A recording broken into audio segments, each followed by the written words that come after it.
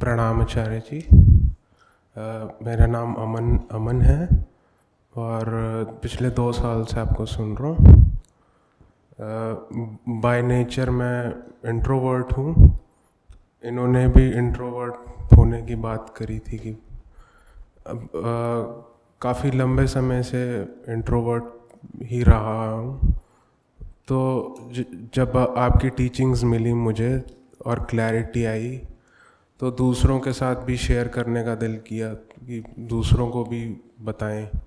पर ये जो इंट्रोवर्जन है ये बीच बीच में रास्ते में आ जाता है, जैसे बंधन बन जाता है, तो दिक्कत आती है। तो इस विषय में कुछ मार्गदर्शन करें। देखो, अध्यात्म या वेदांत में इंट्रोवर्जन एक्सट्रोवर्जन, अंतर्मुखी बहुर्मुखी, ऐसी कोई चीज़ होती ही नहीं है। ये दोनों शब्द जानते हो ना, कहाँ से आए हैं? कहाँ से आए हैं? किसने दिए हैं ये दोनों शब्द? ये अभी पिछले 100 साल की साइकोलॉजी, मनोविज्ञान से आए हैं। और इन शब्दों को देने वाले कौन थे?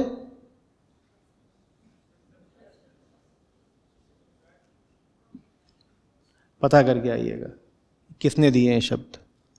ठीक है। बहिर्मुखी किसको आप बोलने लग जाते हो? जो दूसरों के साथ घुल मिल लेता है, दूसरों से बात कर लेता है, दूसरों की तरफ ज्यादा आसानी से चला जाता है। अंतर्मुखी उसको बोलते हो जो ज्यादा अपने में रहता है, जो अगर किसी महफिल में जाएगा तो कोई कोना पकड़ लेगा। मनोविज्ञान की दृष्टि से ये दोनों बहुत अलग हो सकते हैं, अध्यात्म की दृष्टि से ये दोनों बहुत अलग नहीं हैं। इसीलिए आपको अध्यात्म में इस तरह का कोई विभाजन सुनने को ही नहीं मिलता, बहिर्मुखी अंतर्मुखी वगैरह ऐसा कुछ नहीं मिलता। क्यों? क्योंकि जो बाहर को जा रहा है वो किसी दूसरे व्यक्ति की संगति कर रहा है, और जो अपने साथ रह रहा है वो भी तो किसी दूसरे की ही संगति कर रहा है। ये भी कौन है? पराया ही तो है। एक तुम पराये मेरे लिए, एक ये पराया मेरे लिए। मैं तुमसे ज्यादा बात करूं कि मैं अपने आप से ज्यादा बात करूं, बात तो एक ही है ना। पर ये जो बात है ये मनोविज्ञान समझेगा ही नहीं, क्योंकि मनोविज्ञान खुद जीता है देह भाव में। मनोविज्ञान के लिए वो अलग है, ये तो मैं हूं।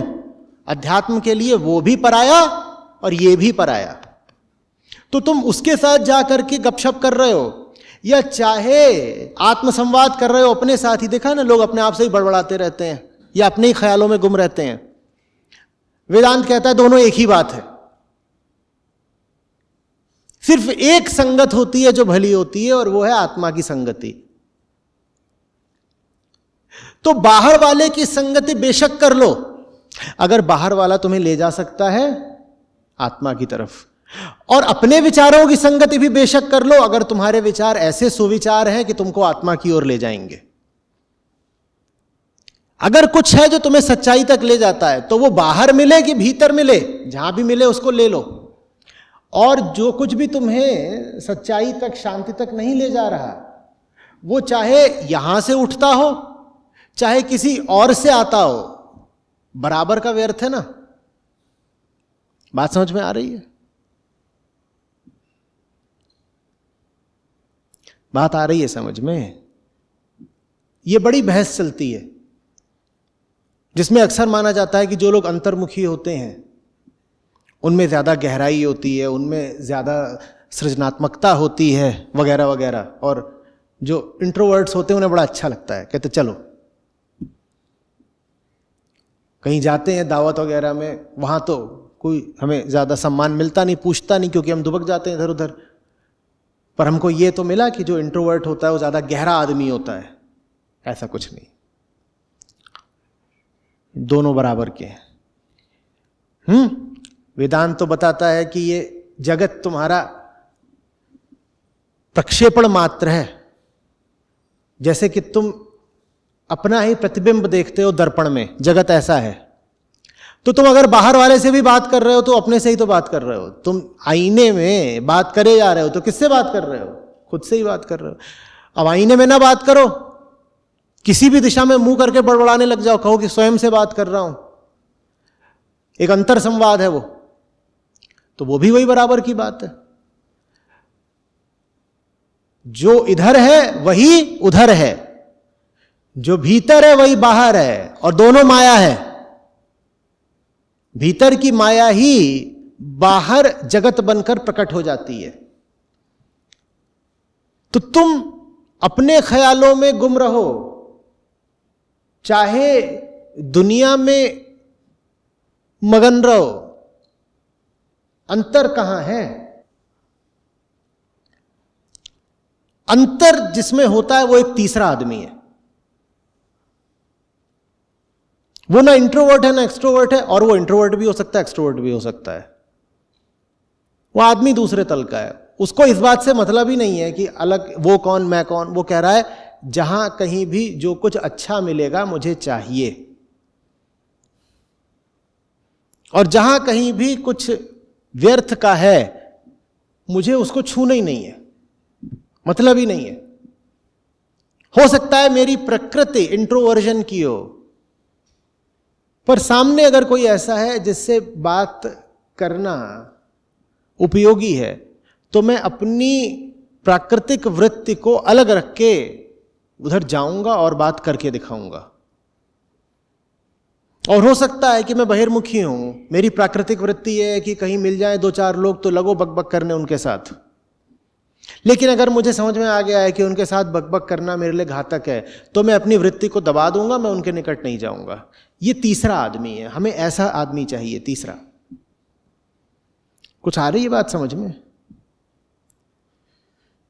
इसमें आपकी चेतना की कोई बात नहीं होती है, अंतर्मुखी बहिर्मुखी ये सब, ये तो प्राकृतिक गुण है। बचपन से ही तो ऐसे होते हो। बचपन से मैं भी यही हूं, इंट्रोवर्ट। मुझे यहां मत बैठाओ, वहां कहीं बैठा दो, मैं किसी से कोई बात ही नहीं करूंगा, 6 घंटे चुपचाप बैठा रहूंगा। लेकिन जब जरूरत है तो बोल रहा हूं, जब जरूरत नहीं होगी तो काहे को बोलना। आदमी चाहिए जो अपनी हर वृत्ति के खिलाफ जा सके, चाहे वो इंट्रोवर्जन की वृत्ति हो चाहे एक्सट्रोवर्जन की। इसको अपनी पहचान मत बना लेना।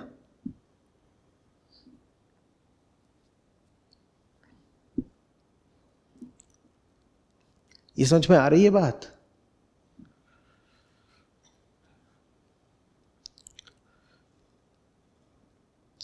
कालियंग ने इस पे काफी काम करा है,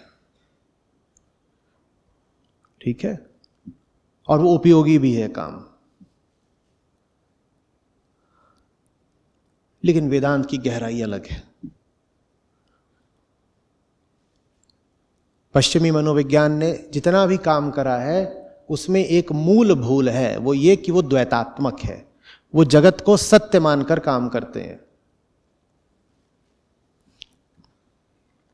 और भगवत गीता को देखोगे तो एक तरह से वो भी मनोविज्ञान का ही ग्रंथ है, पर वो द्वैतात्मक नहीं है। वो जगत को सत्य मानकर काम नहीं करता।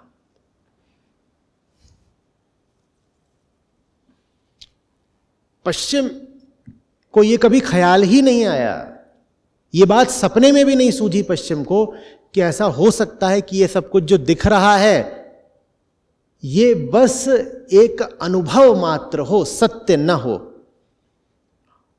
क्या आवश्यक है कि जो कुछ भी आपको अनुभूत होता हो वो सत्य ही हो? बोलिए। पश्चिम ने कहा नहीं, अगर मुझे अनुभव हो रहा है तो सत्य ही होगा, अगर मुझे ये दीवार दिख रही है तो ये सत्य होगी। भारत एक कदम आगे गया। भारत ने कहा नहीं, मैं सवाल उठाना चाहता हूं, मुझे कैसे पता कि जो कुछ मुझे दिख रहा है वो सत्य है? ऐसा भी तो हो सकता है कि वो मात्र मेरा अनुभव हो, सपना भी तो दिखता है। सपना दिखता नहीं क्या, और जब सपना दिख रहा होता है तब यही लगता है कि सत्य है, पर क्या वो सत्य होता है? नहीं होता ना। तो क्या पता कि ये जो जागृत अवस्था का संसार है ये भी स्वप्नवत ही हो। भारत ने ये प्रश्न करा है, पाश्चात्य मनोविज्ञान ने ये प्रश्न कभी भी नहीं करा। वो कहते हैं दिखता है तो होता है, और वहीं पे फिर बात फंस जाती है। क्योंकि जब आप कहते हो कि जो मुझे दिख रहा है वो सत्य है, तो वहां पर आपने सत्य से भी ऊपर किसको बैठा दिया? आप कह रहे हो मुझे दिख रहा है, इससे प्रमाणित होता है कि सत्य है, तो इसमें आपने सत्य से भी ऊपर किसको बैठा दिया है? स्वयं को। तो ये बात गहरे अहंकार की हो गई, और जहां अहंकार है वहां दुख है। आई बात समझ में? तो इस तरह की चीजों को अपने पीछे छोड़ो कि मैं तो इंट्रोवर्ट हूं, जो अपने कर्तव्य का पालन करो। कोई भरोसा नहीं कि प्राकृतिक दृष्टि से स्वयं कृष्ण भी क्या रहे हो, क्या भरोसा? हो सकता है वो भी इंट्रोवर्ट ही रहे हो, क्योंकि प्रकृति के गुण तो सब में होते हैं। ठीक वैसे जैसे 2 हाथ होते हैं, 2 आंखें होती हैं, कृष्ण के भी थे ना ये सब, तो वैसे ही प्रकृति के अन्य गुण भी उसमें थे। क्या पता उनमें भी अंतर्मुखी होने का गुण रहा हो।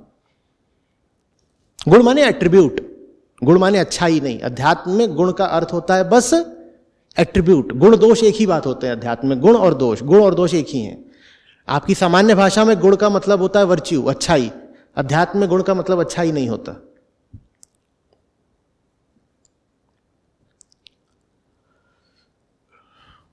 समझ में आ रही है बात? तो ये सब बातें छोड़ दो। ये जैसे किसी को कद मिल गया है एक तरह का, वैसे ही किसी को एक मानसिक रुझान मिल गया है कि बहिर्मुखी हूं। जैसे कद को बहुत महत्व नहीं देना, वैसे ही अपने बहिर्मुखी होने को नहीं देना। प्रकृति ने किसी को पुरुष बना दिया, किसी को स्त्री बना दिया, इस बात को क्या इतना महत्व देना है?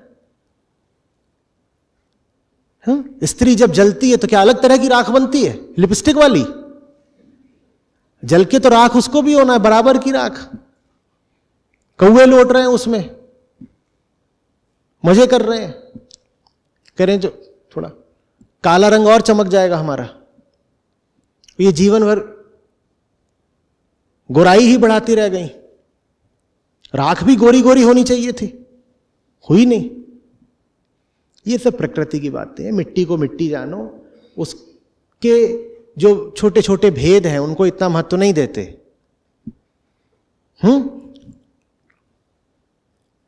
व्यक्ति का मूल्यांकन उसके प्राकृतिक गुण दोषों के आधार पर नहीं, उसकी चेतना के आधार पर करो। और कुछ मत देखो उसमें, जात न पूछो साधु की, कुछ भी मत देखो। मत देखो कहां से आ रहा है, मत देखो क्या उम्र है, क्या लिंग है, धर्म, जाति, पृष्ठभूमि, कुछ मत देखो, बस चेतना देखो। आ रही बात समझ में?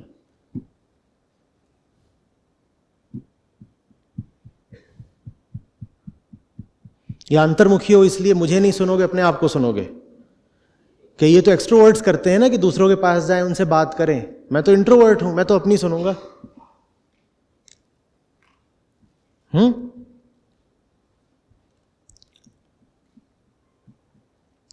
जो इंट्रोवर्ट है वो मौन नहीं हो गया है। मौन होना आध्यात्मिक बात है, वो बस अपने साथ हो गया है। और अपनी संगति बाहर वाले की संगति से कोई बेहतर नहीं होती है, ये बात समझो अच्छे से। जो भीड़ के साथ है वो तो एक स्थूल भीड़ के साथ है, जो अपने साथ है वो एक सूक्ष्म भीड़ के साथ है। क्योंकि वही भीड़ जो आपको बाहर दिखाई देती है वो आपके खोपड़े में भी तो नाच रही है ना। भीतर क्या ये सब नहीं भरे हुए हैं? मामे, काके, चाचे, ताऊ, फूफी, ये सब भीतर भी तो घुसे हुए हैं।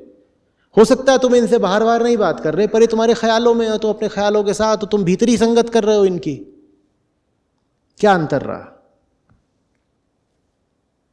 ये बात आई है समझ में?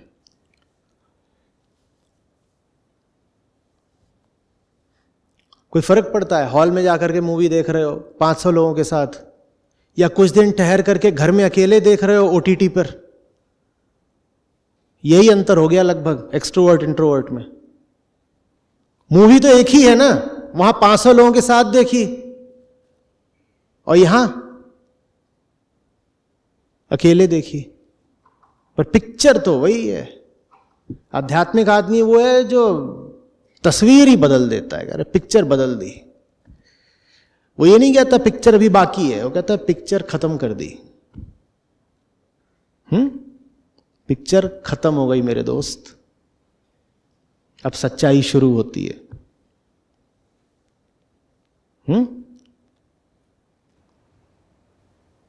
थैंक यू, धन्यवाद आचार्य।